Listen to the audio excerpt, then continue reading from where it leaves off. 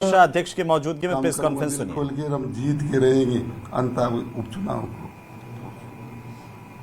आपने कहा कि आप उपेक्षा का शिकार हुए हैं, क्या लगता है कि जो बीजेपी के कैंडिडेट हैं मोरपाल सुमन को लेकर आपको क्या लगा कि मोरपाल जी बहुत अच्छे इंसान है। मेरा व्यक्तिगत मोरपाल जी से थोड़ी विरोध है, पर कार्यकर्ताओं में कभी कभी मैं खुद मन से काम करूं, फील्ड में कोई बात है पर उस चीज का काम करते हुए भी कहीं सम्मान नहीं मिलता है तो थोड़ी सी पीड़ा हो जाती है दिल में। पर उपेक्षा क्या हुई आपकी?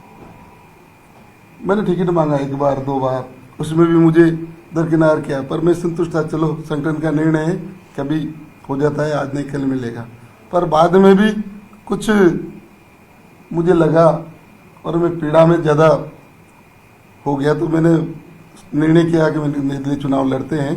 संगठन को या बड़े पदाधिकारियों को इस बात का अवगत तो कराएंगे कि नहीं, ये भी कोई व्यक्ति है जो जीता हुआ विधायक रहते हुए भी उसको मतलब एक तरफ रखा। हालांकि मैं चल रहा हूँ, अभी भी मैंने पूर्व विधायक होते हुए भी मैं महामंत्री के रूप में जिला का महामंत्री बन के काम कर रहा हूँ। मुझे पद संगठन की लालसा नहीं है बिल्कुल भी। जिला का महामंत्री बन के मैंने सेवा कर रहा हूँ बराबर। क्या लगता है आने वाले टाइम पे टिकट मिलेगा ये निर्णय संगठन का है, ये विचार करें। मैं लीग सेट के नहीं गया हूँ, समय से डिपोर्ट से मैं आया हूँ। ऐसा भी नहीं है चूक मेरी हो गई हो, मैं ज्यादा भावुक होकर मैंने विरोध कर दिया हो, तो उस चीज को संगठन उस पर चिंतन करेंगे। सभी को धन्यवाद सर।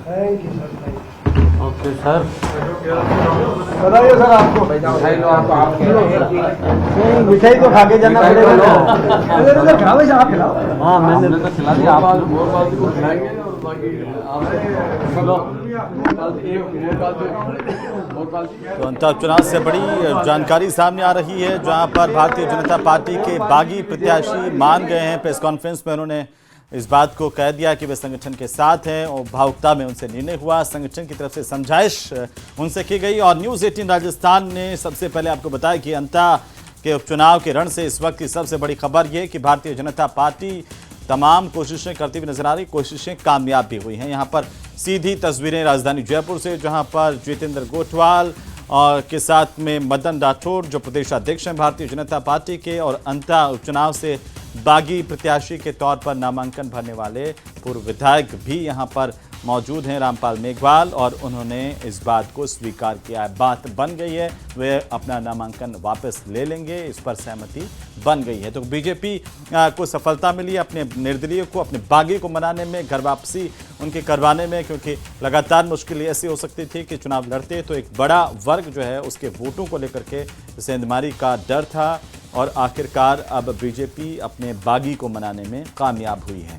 अंतः उपचुनाव को लेकर के सबसे बड़ी जानकारी यह है, बागी प्रत्याशी को मनाने में भारतीय जनता पार्टी सफल हुई है। रामपाल मेघवाल ने बीजेपी के बागी के तौर पर नामांकन भरा था, क्योंकि मोरपाल सुमन को टिकट मिला, उनको टिकट नहीं दिया गया, और ऐसे में उनका कहना था कि वे लगातार टिकट मांग रहे थे, उन्हें दरकिनार किया गया था, और अब उनसे बातचीत के बाद तमाम चीज़ें स्पष्ट हो चुकी हैं।